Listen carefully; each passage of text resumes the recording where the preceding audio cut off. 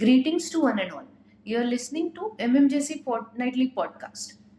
As per the proviso to subsection 1 of section 96, all the companies are required to conduct their annual general meeting or AGM within 6 months of end of financial year.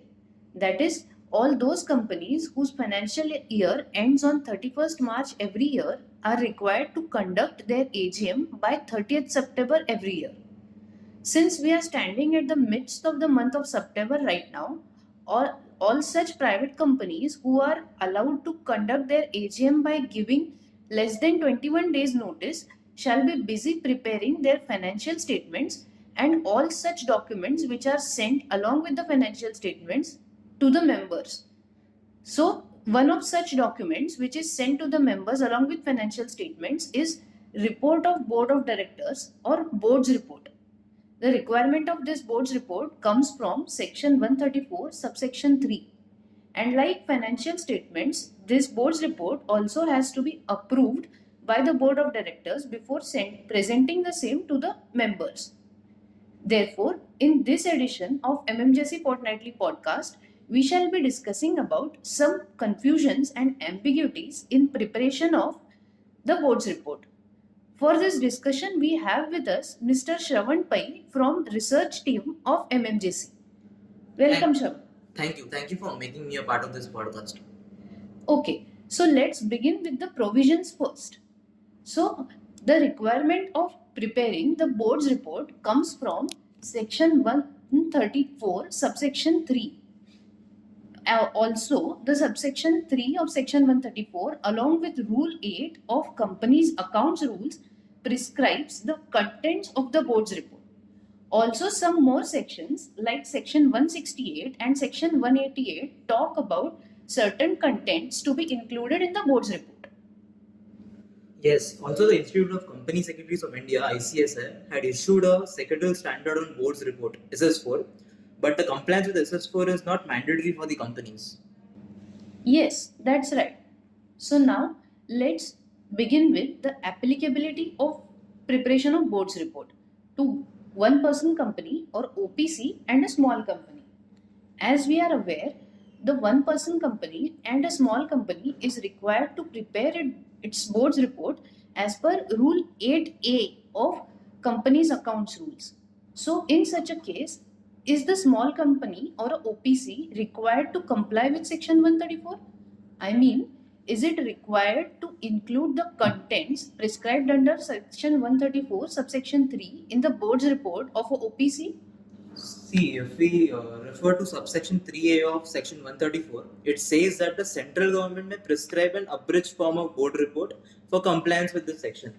Such abridged board report format is prescribed under Rule 8A. Therefore, going by the language of subsection 3A of section 134, it is sufficient for small company or OPC to comply with Rule 8A, and it need not comply with section 134 subsection 3. Even otherwise, Rule 8A covers all the important contents of section 134 subsection 3 as well as Rule 8. Therefore, no separate compliance of these provisions is needed. Okay, so my next question is, the clause A of subsection 3 of section 134 says that the company should give the exact web address of the website wherein the annual return mentioned in subsection 3 of section 92 is placed. Would you like to throw some light on this provision? Oh, yes, as you rightly said, Clause A of subsection 3 of section 134 of the Act states that the company should give the exact web address of the website where the annual return referred to in section 92(3) is placed. But it is observed that companies give the web addresses of the homepage of the website of the company and does not provide the exact web link. This can create confusion among members to search the exact annual return from the website. Also, this may be viewed by the regulator as not in compliance with the letter of law. Hence, it is recommended to mention the link of the exact web page which will show the annual return hosted on the website. Okay, understood. Now, since we are discussing about the website related compliance, I have one more question in this regard. At times, some multinational companies or conglomerates or group companies do not have their own website and they use the website of their parent company. Since the wording of section 134 subsection 3 states that website if any. So can this be interpreted to say that the company does not have the website of its own and therefore it is not required to host the annual return on such website? The answer to this will depend on who owns the domain name of the website and what the company has been claiming in respect of other disclosures to be done on the website. For example, if some disclosures like details of CSR projects, etc., of a subsidiary are hosted on the website of the holding company, claiming that the subsidiary does not have its own website, then a question can arise that when other things are hosted on the holding company's website, then why annual return is not hosted? Hence, it is recommended to have a consistency in the practices adopted by the company. Okay, noted. Now, my next doubt pertains to manner of hosting the annual returns on the website. The annual returns are filed with the Registrar of Companies or ROC in e-form MGT7. Since MGT7 is an e-form, it does not accept any future date as the date of AGM. Therefore, MGT7 cannot be finalized unless the AGM is conducted.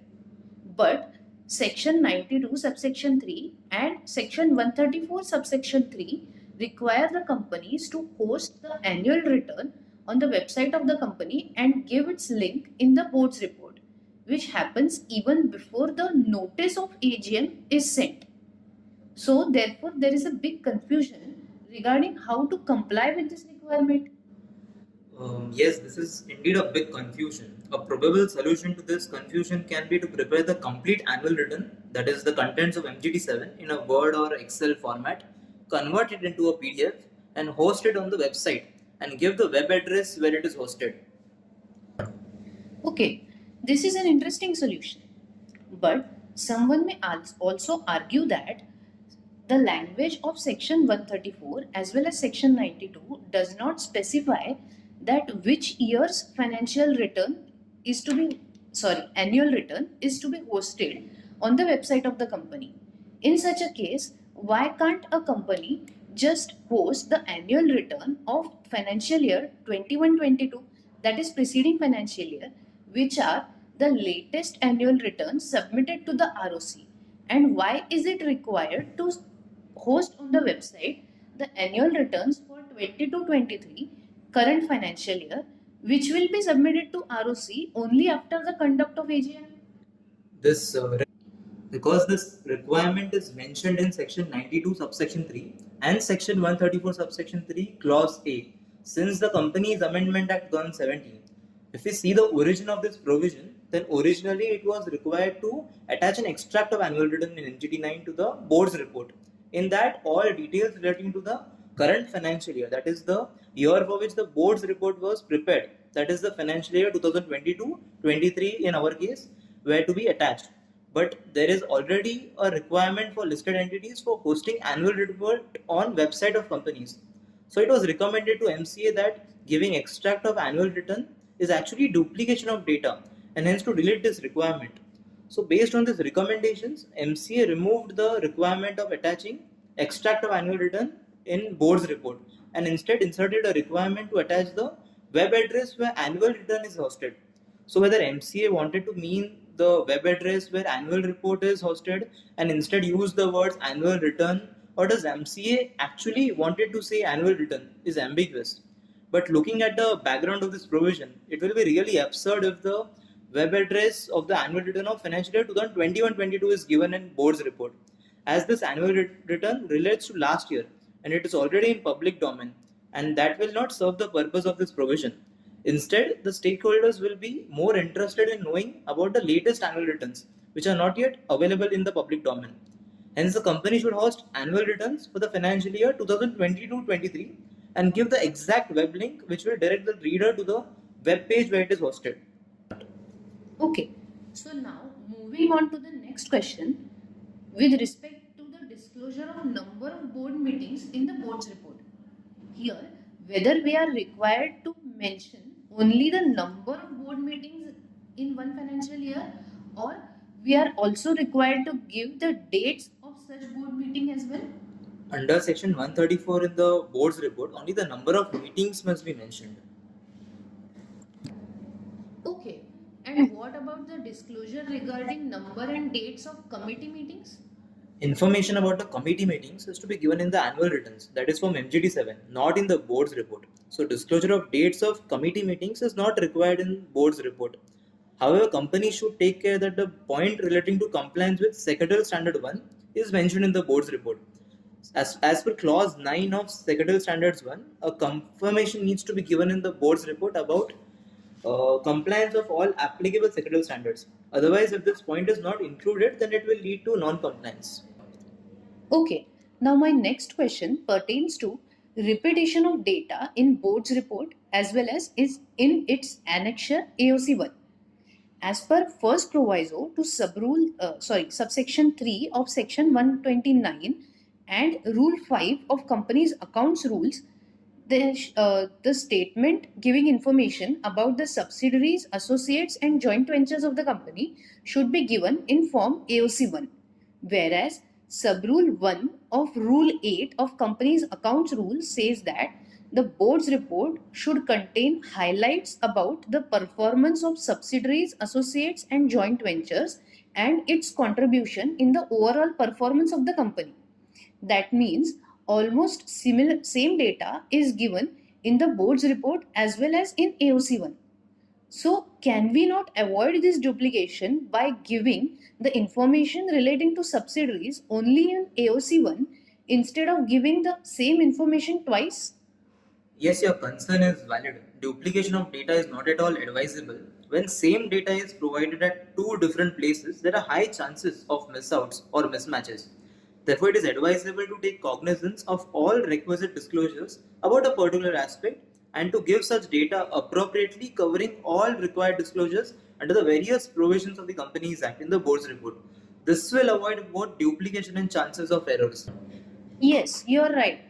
This discussion reminds me of an ROC adjudication order wherein the company was penalized for mismatch of information in board's report and in notes to accounts. In this case, the company had mentioned in its board report that it does not have any subsidiary, but in notes to accounts, it had reported about the related party transactions with the subsidiaries.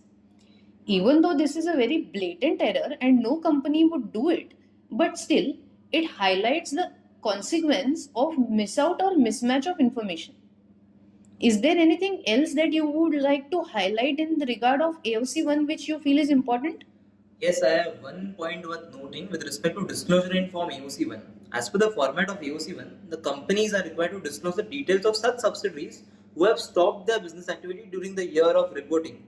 Here, the company should also give the details of any such subsidiary who has not yet commenced its activity till the end of the financial year which is under reporting. Okay, noted. Now that since we have discussed about AOC1, would you like to throw some light on provisions regarding signing of AOC1? The signing requirement of AOC1 is mentioned under the format of AOC1 itself. The format of AOC1 prescribed by the Act states that Form AOC1 should be signed in the same way the balance sheet is signed. And as we are already aware, as per Section 134 subsection 1, the financial statements including balance sheets are to be signed by the chairman if he is so authorized by the board of directors, or where the chairman is not so authorized, then by two directors, and at least one of them must be a managing director, and B by the chief executive officer, that is the CEO, chief financial officer, that is the CFO, and the company secretary, that is the CS of the company. So the same persons who are signing the financials need to sign the AOC1 too. Okay, but what if any section 203 is not applicable to any company, but still the company has voluntarily appointed CFO and CS?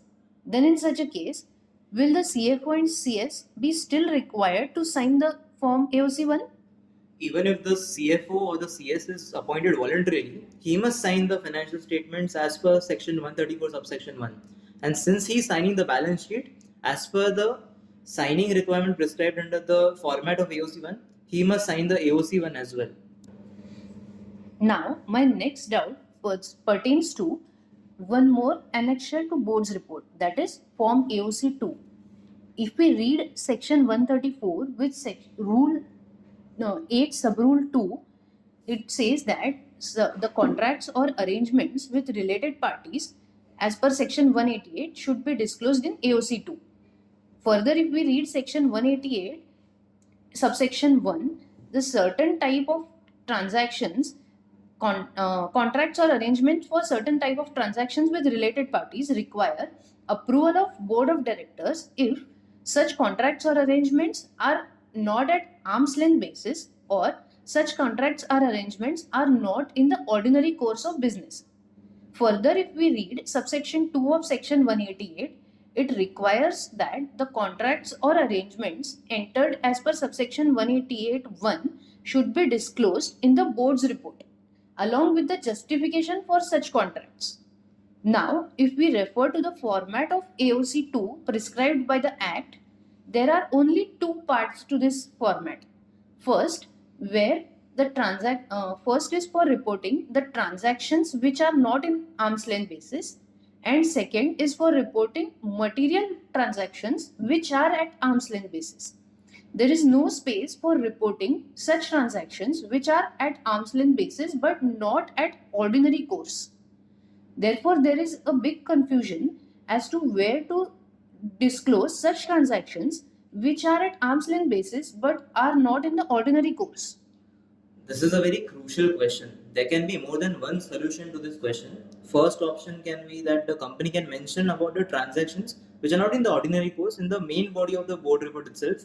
Second option can be that the company can add a third part to the AOC2 for mentioning the transactions which are not in the ordinary course.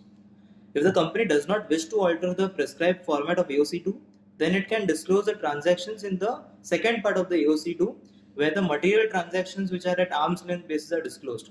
The rationale for disclosing this transaction in this part is how can a contract which is not in ordinary course of business for a company not be of material nature for the company. So although the value of such contract may not exceed the thresholds requiring shareholders' approval. Okay, thank you, Shravan. That was a really insightful discussion.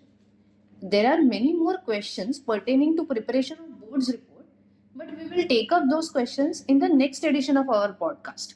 I hope this discussion shall be helpful to those companies who are in the process of preparation of board's report. Thank you for listening to us. Please feel free to write to us about your suggestions at mmjcinfo@mmjc.in.